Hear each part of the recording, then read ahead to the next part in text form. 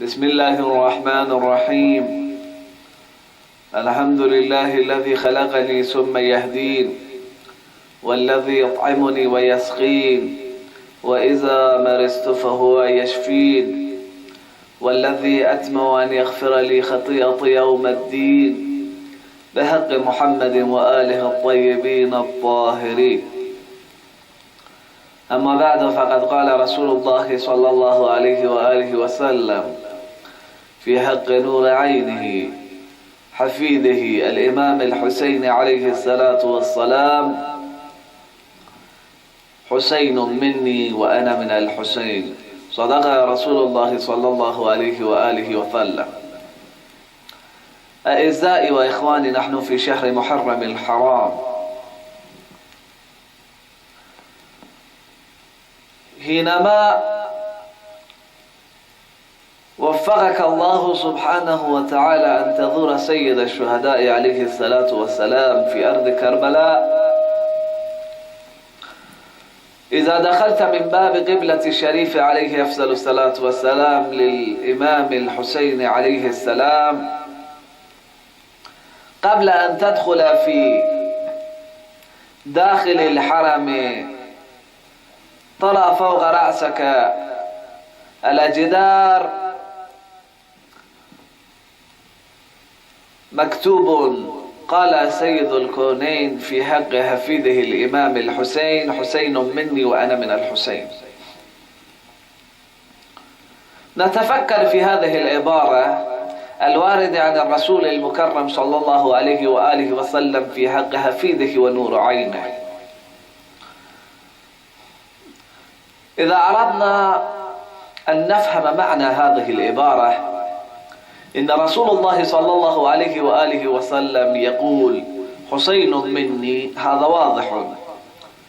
نقول: يا رسول الله، حفيدك وابن بنتك وبضعة قلبك، فحسين منك واضح لا شك ولا ريب فيها، لكن قولكم الكريم أنا من الحسين يحتاج إلى توضيح وبيان. حسين منك واضح، أمة الناس يفهمها، لكن قولكم الكريم أنا من الحسين يحتاج إلى توضيح وبيان.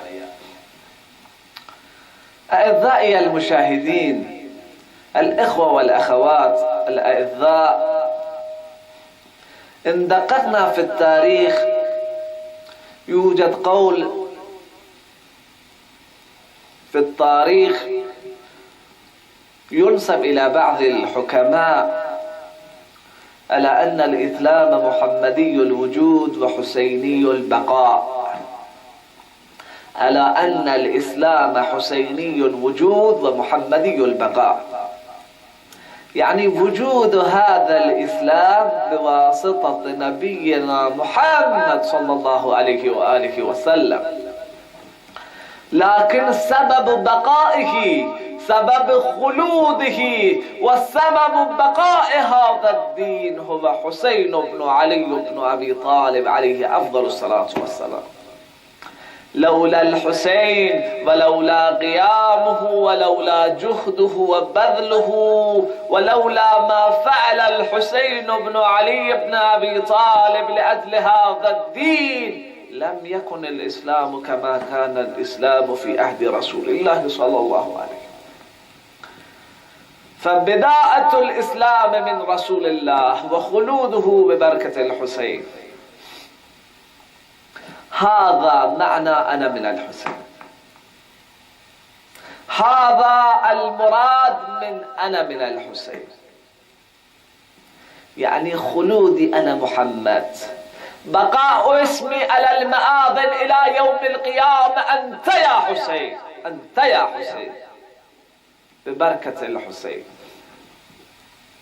هذا الجملة وهذا الكلام معروف عن أبي عبد الله الحسين: روحي ونفسي وكل ما عندي له الفداء. أنه عليه أفضل الصلاة والسلام يقول: إن لم تستقم دين محمد إلا بقتلي فيول السيوف خذيني ولقطعوني.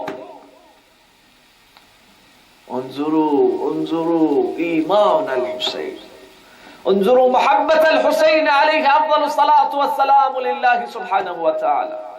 إن لم تستقم دين محمد إلا بقتل فيول السيوف خذي.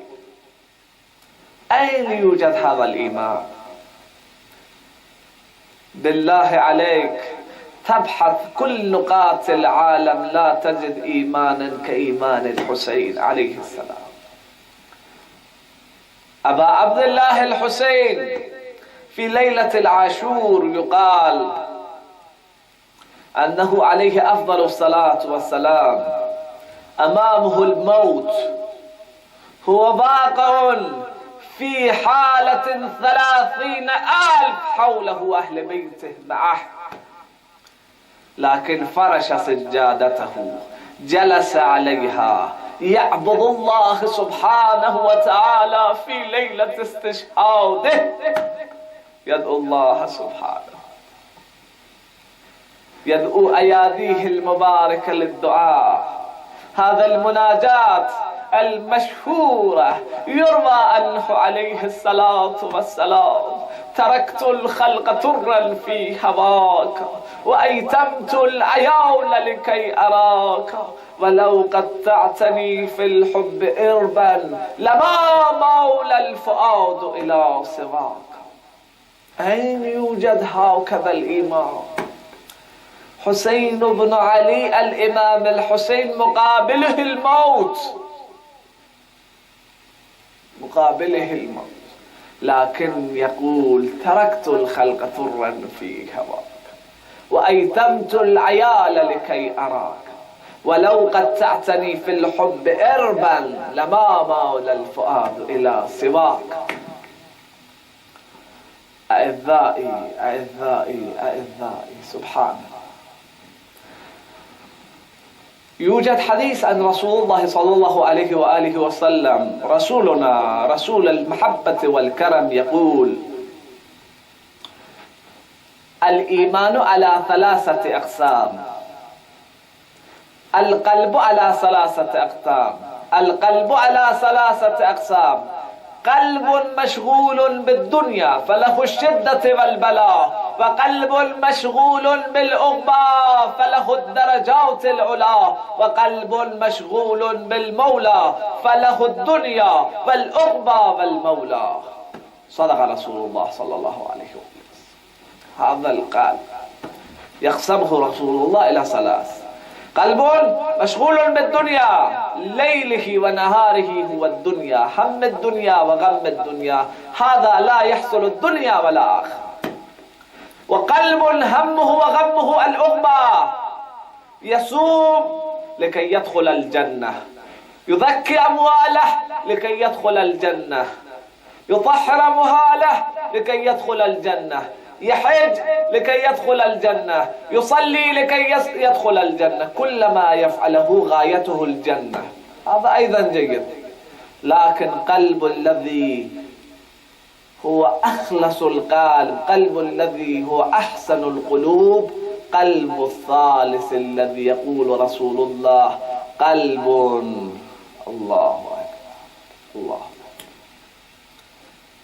مولاه مولاه مولاه، قلب المشغول بالمولى، لا يهمه الجنة والنار، ما يهمه هو رضاية الخالق. هذا قلب الإمام الحسين، هذا قلب سيد المظلومين حسين، هذا قلب نور عين علي بن أبي طالب، هذا قلب الحسين بن علي عليه أفضل الصلاة والسلام الذي رباه فاطمة الزهراء على هذا الطريقة. ليلة عاشوراء مقابله الموت والحسين يقول: تركت الخلق ترا في هواك وأيتمت العيال لكي أراك ولو قطعتني في الحب إربا لما مال الفؤاد إلى سواك. أعزائي، أكتفي بهذا المقدار. أسأل الله سبحانه وتعالى أن يجعل قلوبنا من هذه القلوب، أن يجعل قلبنا كقلب الحسين عليه الصلاة والسلام، لا يهمه إلا الله، لا يهمه سوى الله سبحانه وتعالى خالق الكون، ولا يهمه إلا رضاية الخالق.